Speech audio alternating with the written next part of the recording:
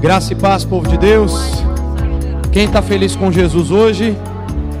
Amém. Estamos entrando, primeiro domingo do mês de outubro, estamos entrando no mês falando sobre um novo tema, desperte para a graça, né? E falar sobre graça é um grande desafio, por mais que não pareça, porque a graça é um grande desafio para todos nós, que recebemos essa graça, somos alvo dessa graça, mas ao mesmo tempo também precisamos manifestar essa graça para as pessoas. Então falar sobre graça, por mais que a nível conceitual não seja tão complexo, graça significa favor soberano, em primeiro termo, ou mais conhecido, favor imerecido, ou seja, nós recebemos de Deus algo que a gente não merecia. Deus escolheu nos agraciar, nos dar a salvação, nos dar o perdão dos pecados, nos dar uma nova oportunidade de vivermos na sua presença. Isso é um privilégio,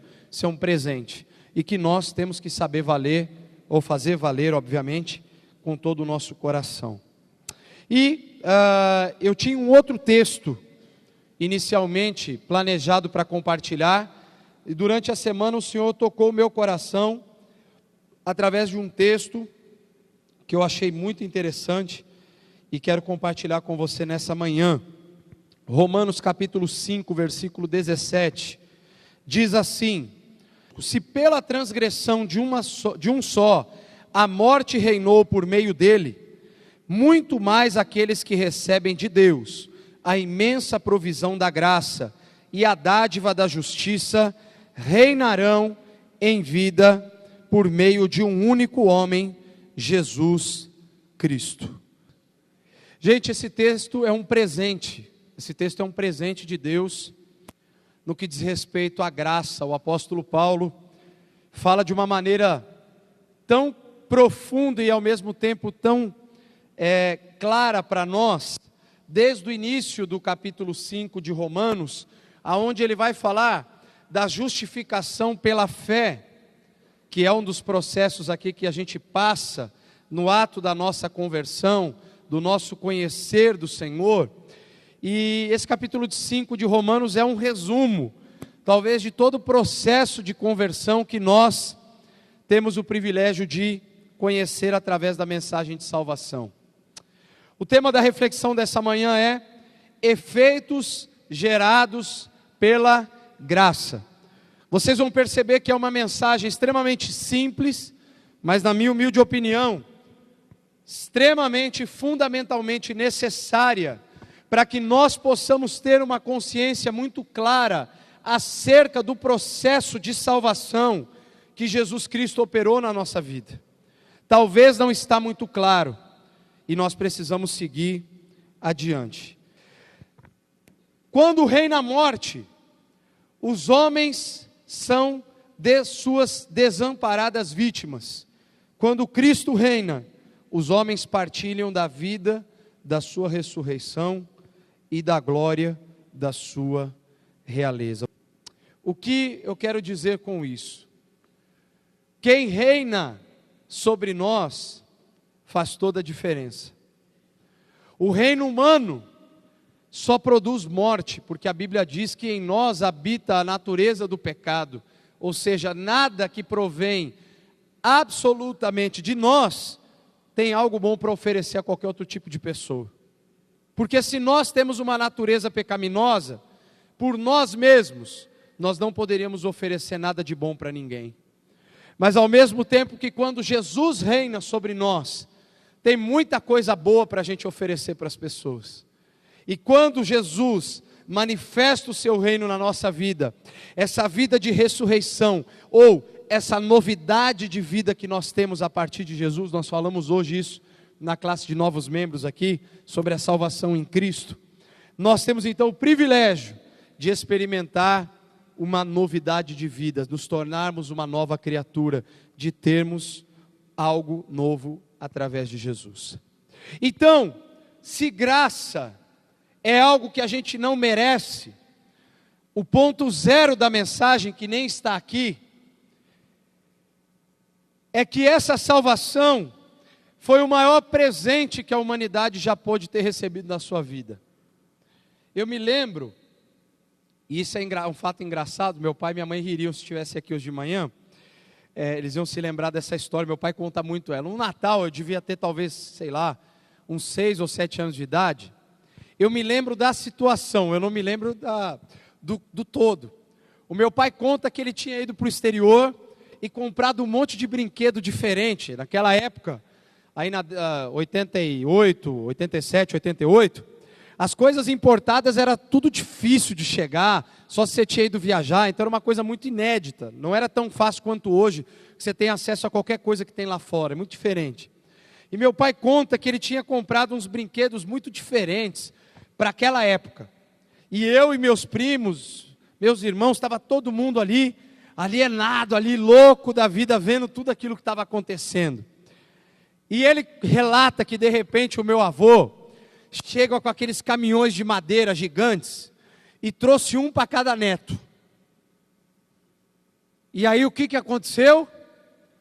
O meu pai falou que a gente largou tudo aqueles brinquedos importados, caro, doido, para o lado, e saiu tudo um colocando o outro em cima dos caminhãozinhos de madeira e saindo empurrando. Esse foi o final do nosso Natal, que ele conta, e a frustração do meu pai, de ver o tanto que ele tinha gasto, e estava todo mundo largando os brinquedos legal e só correndo com aqueles caminhãozinhos de madeira.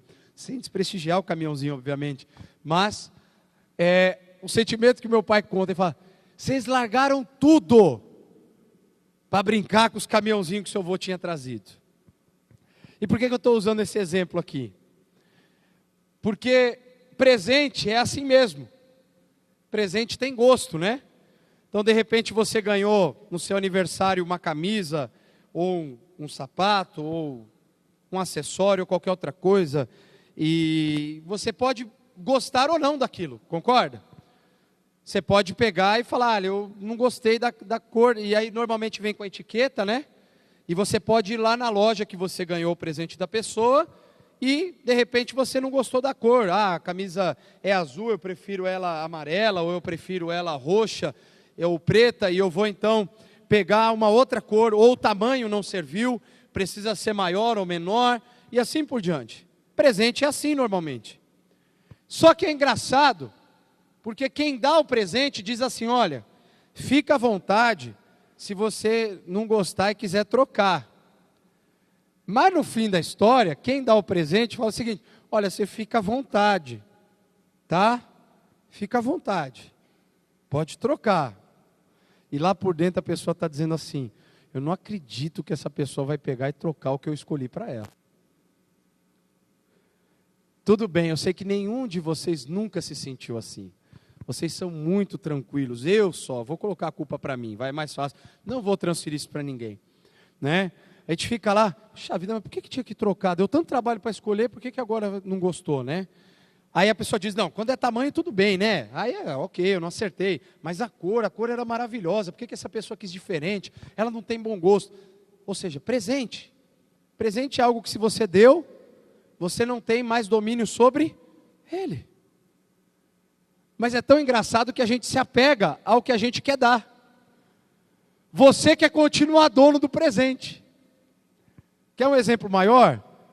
E quando você vai no aniversário e você quer que a pessoa abra o seu presente para ela ver o que você deu para ela? Aí você vai dizer: isso não acontece aqui. Eu acho que não acontece mesmo. E tem muita gente também que não gosta, isso é uma questão privada. Até porque, se você não gostou daquele negócio, como é que você disfarça na hora? Não é verdade? Quem tem dificuldade de disfarçar a fisionomia, como eu, que eu tenho uma tendência, vocês já me conhecem, né? O que acontece comigo quando algo não está do jeito que eu de repente acho que deveria estar? Eu fico da cor da camiseta do Caio, ou da Ivani. Eu começo a ficar vermelho. Porque é uma reação corporal minha. Não é uma coisa que agora eu vou ficar igual o Incrível Hulk verde. Não é uma coisa minha, normal, acontece. A pessoa fala: aconteceu alguma coisa, ele está ficando vermelho. Vocês dizem isso, né? Eu já ouvi algumas vezes. E é uma reação, você não consegue disfarçar. Agora, quando a gente fala de um presente que Deus dá, eu estou usando esse extremo até para trazer exatamente essa ideia, tem alguns aspectos interessantes. Primeiro, Deus, como dono desse presente chamado graça, Por mais que Ele é o dono da salvação e sempre vai ser dele esse presente, mas Ele nos dá. Ele oferece para nós. Deus amou ao mundo, porque Deus amou ao mundo de tal maneira que deu. Ele não ficou segurando a mão de Jesus falando, ó, vai, mas ó, vê lá, se um ou outro lá ficar meio assim que você, não salva não. Ele disse, vai, se entregue por todos. Não importa a condição deles. Eu amo todos eles. Eu estou dando você para se entregar por cada um deles individualmente. Porque o meu amor é único por cada um. Ele é incondicional. Vem como é diferente?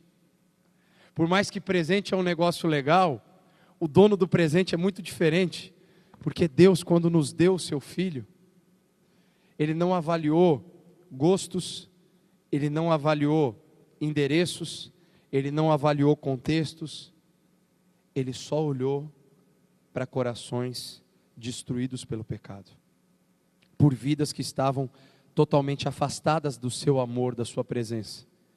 Quando Ele oferece seu Filho Jesus como um presente para nós naquela cruz, o que simplesmente o Senhor faz é dizer, filho, se entregue por todos.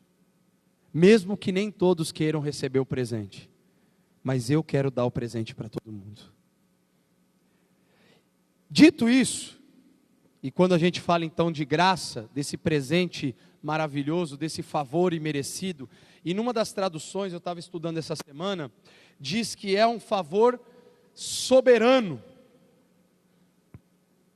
Porque graça, nem todo mundo pode deter ela para oferecer, porque é algo que tem a ver com soberania. Deus soberanamente oferece esse presente, porque Ele pode oferecer. Nós podemos compartilhar, mas a graça nunca foi nossa, a gente recebeu ela. A salvação nunca nasceu em nós, ela veio até nós através de Jesus Cristo. O crente, ele não é dono de absolutamente nenhuma obra que Deus tenha dado ao seu coração. O crente é apenas um receptor e ao mesmo tempo transmissor de toda a bondade do Senhor que se manifesta através de cada um de nós, na nossa vida. Alguns efeitos que essa graça gera. Primeiro efeito gerado pela graça é a justificação dos nossos pecados. O que Paulo escreve inicialmente no capítulo 5, no versículo 1 de Romanos: tendo sido, pois, justificados pela fé. Esse é o primeiro aspecto que precisa ficar talvez muito claro para nós. A justificação diz particularmente respeito à nossa verdadeira relação com Deus, não tendo em vista a nossa condição espiritual, mas a situação judicial do ser humano. Olha que interessante o que o comentarista disse. Ou seja, a questão é que nós já estávamos condenados. A justificação, ou o ato de nos justificar diante do juiz, se fez necessária porque a condenação já estava decretada. A partir do momento que o ser humano cai no Éden, quando o ser humano desobedece, a condenação já estava posta. Porque não havia algo diferente da parte de Deus naquele momento do que condenar a humanidade pela sua ação.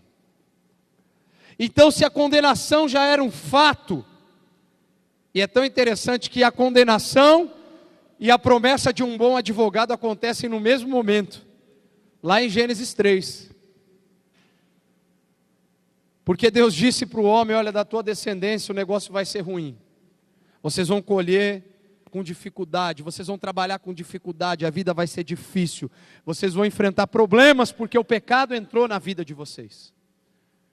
Mas ao mesmo tempo Deus disse também para o ser humano: de ti, mulher, da tua descendência, virá aquele que pisará a cabeça da descendência da serpente.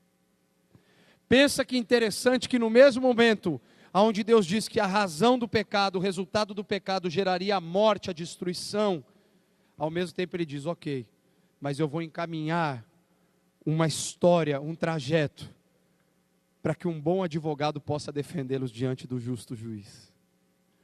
E o único advogado capaz de defender qualquer ser humano condenado ao inferno por seus pecados é Jesus Cristo justo. E o apóstolo João diz que nós temos esse advogado, nós temos acesso a esse advogado não nos cobra nada, porque o preço que havia sido estabelecido para a sua defesa, já foi pago numa cruz, que foi o seu próprio sangue que foi derramado por mim e por você. Essa justificação então, ela não tem a ver com a nossa condição espiritual, com algo de bom ou de ruim que eu tivesse feito, mas com a minha condição judicial, ou seja, diante do justo juiz, eu não poderia ser absolvido por mim mesmo. Porque a salvação, ela não é por ação, por obra, no que diz respeito ao que eu posso oferecer a Deus, mas pelo que Ele me ofereceu. E o que o apóstolo Paulo diz lá em Efésios capítulo 2, versículos 8 e 9, pois vocês são salvos, mediante a graça, por meio da fé. Olha como a graça e a fé são gêmeas, elas caminham juntas. E aqui dentro do texto de Paulo aos Romanos, ele vai falar a mesma coisa. Por mais que ele não diga no mesmo versículo, o contexto inteiro desse capítulo vai trabalhar o aspecto da fé, a importância da graça. Nós lemos aqui no versículo 17, que Deus, a sua imensa provisão da graça e dádiva da justiça, reinarão em vida por meio de um único homem, Jesus. Ou seja, Jesus manifesta essa graça salvadora a todos nós, e agora, essa comunhão que antes com Deus tinha sido comprometida pelo pecado, agora vai trazer uma mudança através de Jesus, porque antes eu não podia andar com Deus, eu estava condenado, eu estava distanciado. Com Jesus agora, eu posso me aproximar diante do Pai. Como diz lá o autor aos Hebreus, podemos chegar com confiança no Santo dos Santos, porque nós temos um sumo sacerdote, que não fica mais ali fazendo contínuos sacrifícios, mas fez um único sacrifício, morrendo numa cruz, pelos meus pecados e pelos seus pecados. E mais interessante do que isso, a Bíblia diz que o véu que separava o santo dos santos, do lugar santo e do povo, ele foi rasgado, mas ele não foi rasgado de baixo para cima, ele foi rasgado de cima para baixo, mostrando que Deus estava rompendo através do sacrifício do seu Filho, toda a separação em que havia entre o Criador e a humanidade caída. Não que agora ninguém precisa fazer mais nada porque está tudo certo. Todos nós precisamos aceitar o sacrifício de Jesus por nós naquela cruz. Precisamos nos arrepender dos nossos pecados. Precisamos crer que Jesus Cristo é o Filho de Deus, para que essa justificação que vem pela fé se manifeste nas nossas vidas. A justificação significa realmente a reintegração do homem na sua verdadeira relação com Deus, ou seja, com a justificação nós podemos ter restaurado o que um dia já foi o nosso coração e a nossa vida com Deus. O que o homem e a mulher lá no Éden tiveram inicialmente. A primeira relação que aquele homem e aquela mulher tiveram com Deus e que foi quebrada pela desobediência. Agora pode haver uma nova oportunidade de restauração, a justificação pela fé. A justificação é completa, nunca repetida. Olha que interessante, ela abrange passado, presente e futuro. A justificação ela é completa, ela não é parcial. Eu não preciso passar pelo processo de justificação todo dia. Eu passo pelo processo de justificação uma vez só. E a partir dele, então na minha vida com Cristo, eu falei sobre isso hoje de manhã, com o pessoal da classe, nós temos o processo de santificação progressiva, ou seja, eu vou me separando do pecado continuamente, ao mesmo passo que eu vou me aproximando de Deus continuamente. Quanto mais me afasto do pecado, mais me aproximo de Deus. E a base da nossa justificação é a obra redentora de Jesus na cruz. Sem justificação, só tem espaço para condenação. Ou seja, quem não for justificado pela fé, não pode ser absolvido da condenação eterna. Segundo, o efeito gerado pela graça, nós temos paz com Deus. E por que é importante frisar que nós recebemos através da justificação pela fé, desse processo gerado pela graça de Deus a nós? Porque essa paz com Deus é importante. Porque antes no pecado, nós éramos considerados inimigos de Deus. Nós éramos inimigos da cruz, nós éramos inimigos de tudo que Deus havia feito na história humana. Nós éramos contrários porque a nossa natureza sempre nos conduzia para uma prática errada. E agora então, através da justificação, nós temos o privilégio de desfrutarmos uma paz com o Criador. E não é uma paz passageira, é uma paz permanente. Por quê? Porque essa paz, ela traz consigo o livre acesso a Deus. Ou seja, eu não vivo mais longe de Deus, eu agora tenho acesso ao Criador. E essa paz, ao mesmo tempo, enche o vazio que assola o coração de todo ser humano. Todas as pessoas vivem vazias sem Deus. E a única coisa que preenche o coração vazio de um ser humano é a paz que Jesus pode oferecer para ele. E por que eu digo isso? Jesus afirmou assim no Evangelho: deixo-vos a minha paz eu vos dou. Agora, o que define essa afirmação que eu fiz anteriormente é exatamente o seguinte, o que ele diz na sequência: e eu não a dou como o mundo a dá, porque a paz que Jesus nos dá é única. Não é uma paz passageira que o mundo oferece através de um tratado, através de modelos, através de sistemas que vão e vêm porque as pessoas mudam. É uma paz permanente porque essa paz muda a nossa história. Essa paz define a nossa trajetória rumo à eternidade. Os ex-rebeldes não são apenas perdoados no sentido de que a sua merecida punição recebeu um indulto, mas são colocados num lugar em que desfrutam o alto favor de Deus. E aí Paulo vai dizer: a essa graça na qual nós estamos firmados. Em outras palavras, esse indulto de Deus, de perdão, imerecido, porque todos nós estávamos condenados pelos nossos pecados, pelas nossas transgressões, não havia possibilidade de restauração, se não fosse através do sacrifício de Jesus. Essa paz agora vai trazer exatamente esse preenchimento, esse vazio, esse buraco que foi criado pelo pecado na nossa vida, passa agora a fazer um novo sentido, passa agora a ter algo diferente em nós.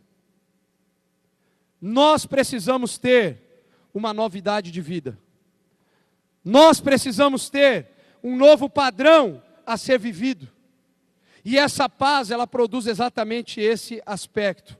Aonde todos estão se destruindo em guerras, Brasil afora, porque nós podemos dizer isso claramente, acontecem guerras aqui, como acontecem fora do mundo, fora do país, em outros países do mundo, nós vemos essa dificuldade de tolerância entre as pessoas de religiões diferentes, de culturas diferentes. As pessoas estão se explodindo, estão se invadindo, se matando, refugiados saindo dos seus países de origem porque não aguentam mais viver aquela pressão ou opressão que viviam nos seus lugares de nascimento.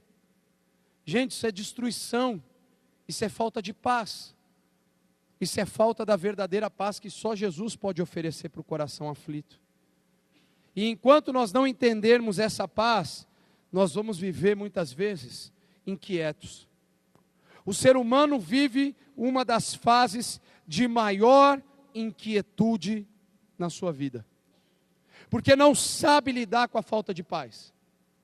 O ser humano não sabe lidar com a falta de paz, porque o seu coração vazio se alimenta do seu oposto. A ausência da paz promove o ódio. promove a destruição, promove a discórdia, promove a tristeza.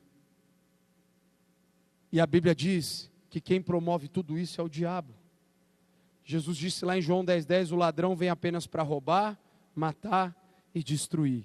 E Jesus veio para que nós tenhamos vida, e vida em abundância, ou vida plena. O que essa vida plena produz? Paz. Porque Paulo diz o quê? Tendo sido, pois, justificados pela fé, temos o quê? Paz com Deus. E se eu a tenho com Deus, como eu disse, nós somos receptores e também transmissores. Nós também temos condições de compartilhar essa paz para quem vive em angústia. Terceiro efeito gerado pela graça: alegria na esperança. Talvez alguém diga assim, mas espera lá, outro dia você falou que alegria de verdade é só no céu. Como que eu tenho essa alegria com esperança? Como é que é esse negócio? Está estranho, não está. Porque a alegria conceitual, ela não tem a ver com o que está à nossa volta, mas com o que nós esperamos. E tem tudo a ver com fé.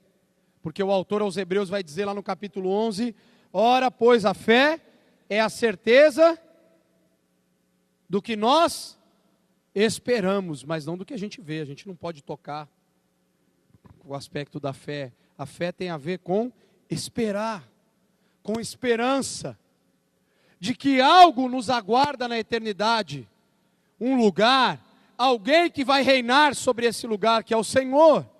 Então o crente, ele tem uma esperança que transcende, está acima de uma alegria passageira. Hoje, quais são os aspectos de alegria que podem nos favorecer?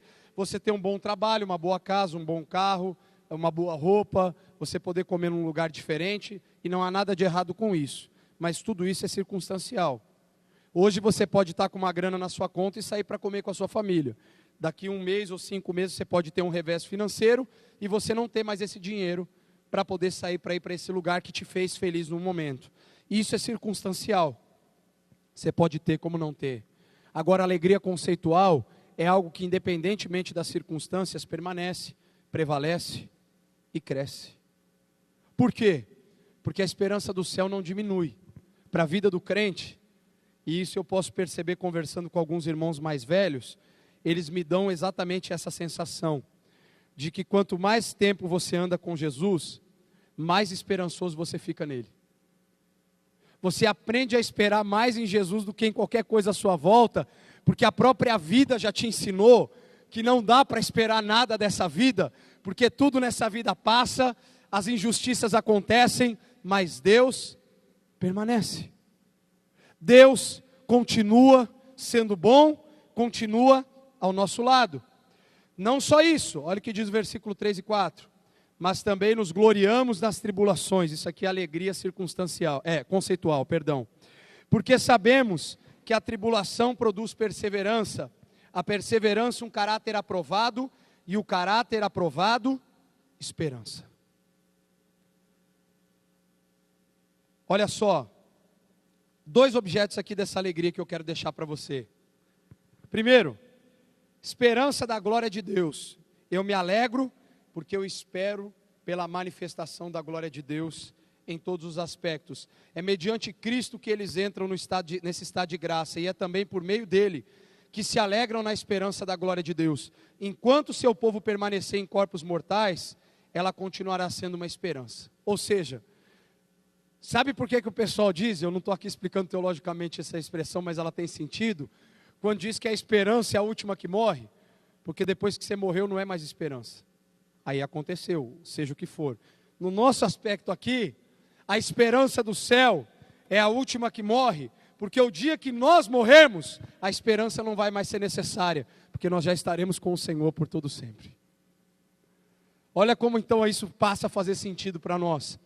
Mas é uma esperança segura, uma esperança em que há certeza de cumprimento, porque os que nutrem já receberam a garantia da sua realização no dom do Espírito Santo, que enche os seus corações com o amor de Deus.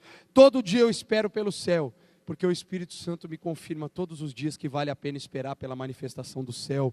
Mesmo que eu estiver passando por um momento mais difícil, de uma luta, vale a pena esperar, porque o céu está chegando para mim e para você. Todos os dias que nós nos levantamos, nós estamos mais perto do céu. Segundo objeto dessa alegria, alegria nas tribulações. A gente deve se lembrar que o Novo Testamento trabalha a ideia de que as aflições são vistas como experiência normal do crente. Os apóstolos exortavam os novos convertidos, mostrando que através de muitas tribulações, nos importariam entrar no reino de Deus. A gente vai ver esse contexto lá em Atos 14, do 22 em diante, ali nós vamos ver esse contexto. Importa que nós passemos por isso. Para os apóstolos, era um motivo de honra sofrerem por causa do nome. O nome que antes eles tinham medo de professar e reconhecer, agora era o nome que estava fazendo toda a diferença nas suas vidas, porque agora eles não tinham medo do nome, eles não ficavam mais trancados dentro da casa. O Espírito Santo foi derramado sobre aquelas pessoas, aqueles homens e mulheres, e eles saíram com intrepidez testemunhando que Jesus era o Cristo, e que eles estavam agora com uma nova postura de vida. Eles não estavam mais escondidos, saindo para fazer as suas coisas do passado. Eles estavam agora ousados, pregando que Jesus Cristo era o Filho de Deus, e que o sacrifício de Jesus era suficiente para salvar aquelas pessoas que estavam perdidas nos seus pecados. Eles viviam agora por esse nome, e esse nome dava alegria para eles, mesmo quando eles estavam sendo presos, humilhados, açoitados. Essa alegria permanecia. Pastor, me dê um exemplo de que essa alegria permaneceu no coração dos apóstolos, lá em Atos 16, quando Paulo e Silas estavam presos, eles estavam cantando louvores ao Senhor. Porque a alegria deles não estava na sua liberdade terrena, estava na sua liberdade espiritual, porque eles já estavam em Cristo, eles não eram mais escravos do pecado.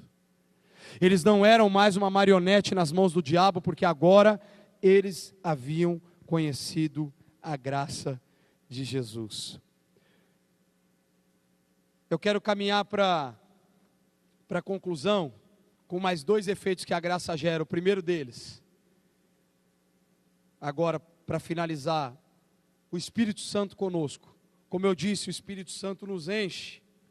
E Paulo vai dizer no versículo 5 de Romanos 5, e a esperança não nos decepciona, porque Deus derramou o seu amor em nossos corações, por meio do Espírito Santo que Ele nos concedeu. Uma esperança que não decepciona, porque Deus, o próprio Deus, habita em nós e nos dá a certeza de que nós estamos caminhando na direção certa. O Espírito Santo é quem nos conduzirá em nossos caminhos, que diariamente nos convencerá acerca do pecado, da justiça e do juízo. Se o Espírito Santo trabalha nos nossos corações de maneira tão profunda, então nós sabemos que existe um propósito para isso e uma importância. Se o Espírito Santo do Senhor está conosco e está trabalhando em nós todos os dias, é porque tem algo muito maior para acontecer na nossa vida. Nós não estamos vivendo aqui de qualquer maneira, nós não estamos vivendo aqui de maneira despropositada, sem propósito, sem foco, sem objetivo. A vida cristã estabelece para nós um objetivo claro, e quem nos mantém focados, quem nos mantém na direção certa, é o Espírito Santo. E se você parar para pensar, até as crianças, o Ministério Infantil está trabalhando durante esse ano, sobre o fruto do Espírito. Parte do fruto do Espírito, que Paulo escreve aos Gálatas, lá capítulo 5, versículo 23, ele vai trabalhar nesse texto de Romanos 5, porque ele fala de alegria, ele fala de paz, ele fala de aspectos extremamente importantes, para uma vida que muitas vezes nós estamos vivendo, totalmente fora do que nós poderíamos estar vivendo. Nós vivemos uma geração cristã sem paz. Nós vemos uma geração de crentes angustiados, deprimidos, vazios. sem planos, sem propósitos. E sabe o que isso me mostra? Isso me mostra que está faltando a presença do Espírito Santo na vida da igreja de Jesus. A gente está cheio de muitos conceitos, muitas teorias, muitos ideais, e muitas vezes a gente está ao mesmo tempo vazio dessa doce presença que o Espírito Santo produz na nossa vida. Nós precisamos ter um padrão diferente, e quem vai estabelecer esse padrão diferente para nós é o Espírito Santo. Quinto, efeito gerado pela graça, salvação eterna. Percebem que é um processo, justificação, paz, alegria, a presença do Espírito Santo em nós, de forma plena, nos conduzindo, para que nós possamos então desfrutar do maior presente que Deus poderia dar para a humanidade, que é a salvação eterna. Romanos capítulo 5, versículo 10. Se quando éramos inimigos de Deus, fomos reconciliados com Ele, mediante a morte do seu Filho, quanto mais agora, tendo sido reconciliados, seremos salvos por sua vida. Como eu citei anteriormente, nós éramos inimigos de Deus, nós não tínhamos paz com Deus, nós vivíamos uma vida totalmente distante, uma vida totalmente fora de qualquer padrão que Deus estabelecera para nós na sua palavra. Quando nós conhecemos a Jesus, essa falta de paz que era gerada pelo pecado, essa falta de harmonia, de comunhão que havia entre o homem e o Criador por conta do pecado, ela é quebrada, ela é rompida na cruz. Quando nós entregamos a nossa vida a Cristo, nós adquirimos então agora uma esperança que não falha, que é a esperança da nossa salvação, que nós costumeiramente chamamos de certeza da salvação. Quem é mais antigo de andar com Jesus vai lembrar dessa expressão, quando se perguntava: você tem certeza da sua salvação? Eu melhoraria talvez essa expressão, porque certeza é algo muito absoluto, e que eu acho que ninguém, sendo limitado, teria condições plenas de responder dessa forma. Porque nós somos seres duvidosos em algum momento da vida, ou em muitos momentos. A palavra certeza, ela é muito absoluta. Mas eu prefiro usar a palavra esperança. Porque esperança nós temos. Mesmo em momentos bons ou ruins, mesmo em momentos em que a nossa fé está a 260 km por hora, ou quando a nossa fé está a 12, 10, 5, está quase no ponto morto na banguela, alguém pedindo assim: por favor, alguém segura, porque não dá mais. Quem aqui nunca passou uma nuance de vida em que a fé estava muito mais firmada, os propósitos estavam mais claros, e num determinado momento de dureza de vida, de problema, de aflição, de repente aquela fé, ela se esvaiu de alguma forma? Alguém pode dizer: isso aí não acontece. Isso aconteceu com os apóstolos. Eles tinham Jesus como uma referência plena. E de repente, num determinado momento, os apóstolos vacilaram na sua fé. Eles não conseguiram manter suas convicções ali.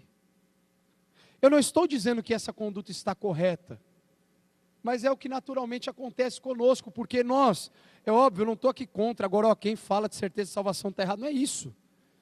Eu só estou tentando definir que a palavra certeza, ela é absoluta, ela é inquestionável. E nem sempre, em todo momento da sua vida, você vai ter certeza de tudo, porque você é limitado. Você já tentou pensar na eternidade? Você já tentou pensar na criação de Deus, como tudo começou? A sua cabeça entra em parafuso, porque chega uma hora em que a tua limitação humana não alcança a soberania divina. Então não dá para fazer esse parâmetro. Não dá para fazer tudo ao mesmo tempo. E por isso que eu digo, é melhor você esperar pela tua salvação. Porque ela já está acontecendo hoje, e ela vai se consumar de maneira plena na eternidade. Vale a pena esperar pela tua salvação. Vale a pena esperar pela manifestação dos filhos de Deus, da igreja lavada e remida pelo sangue de Jesus no último dia. E sabe quando esse dia vai acontecer? Quando nós ouvirmos essa frase: servo bom e fiel. Você foi fiel no pouco, sobre o muito eu te colocarei, entra na alegria do teu Senhor. Se nós ouvirmos isso, deu certo, a gente chegou lá, a gente não precisa mais esperar, porque aí eu digo para vocês, aí a certeza da salvação é algo concreto, porque nós estaremos diante do Rei dos Reis, do Senhor dos Senhores, diante do nosso Senhor Jesus Cristo, dono do céu, e Ele vai dizer: vinde benditos de meu Pai, eis o reino que vos fora proposto desde da criação de todas as coisas. Nós vamos então ter condições de desfrutar de maneira plena de tudo aquilo que o Senhor nos prometeu. O maior presente que poderemos receber em nossas vidas é viver por toda a eternidade na presença do Criador. Adorarmos a Deus sem limitações, sem barreiras. Eu coloquei uma frase aqui: a hostilidade e a alienação que precisam ser removidas estão no homem, não em Deus. É Ele que toma a iniciativa, com boa vontade, providenciando a redenção que é em Cristo Jesus. Deus não tem maldade, Deus não tem problemas, Deus não tem limitações. Quem tem tudo isso somos nós. E o que precisa ser removido não é de Deus. Deus não precisa mudar, nós precisamos mudar. Nós precisamos ter uma postura diferenciada de vida com Deus. Concluindo, nós precisamos deixar que a graça do Senhor transborde nos nossos corações, a fim de que a gente possa viver de maneira extraordinária nessa terra. Eu quero deixar um convite para você, eu quero deixar uma palavra de reflexão para você. Independentemente, olha, nós estamos em vias de ter decisões importantes no nosso país hoje? Sim. Pode ser que tudo se resolva hoje, pode ser que daqui, eu não sei se é 15 ou 20 dias, eu não me recordo, nós tenhamos que voltar para alguma outra decisão. Apesar disso, e apesar de todas as pessoas que possam estar se colocando de uma forma ou de outra, Deus vai continuar sendo Deus, porque Deus não é corrupto, Deus não tem problema, Deus ama todas as pessoas, Ele não faz acepção de pessoas, Ele é Senhor. Então Deus vai continuar no seu trono, governando sobre todas as coisas. Nós é que precisamos desfrutar dessa mudança, dessa transformação, para que a gente viva em novidade de vida. Feche os teus olhos.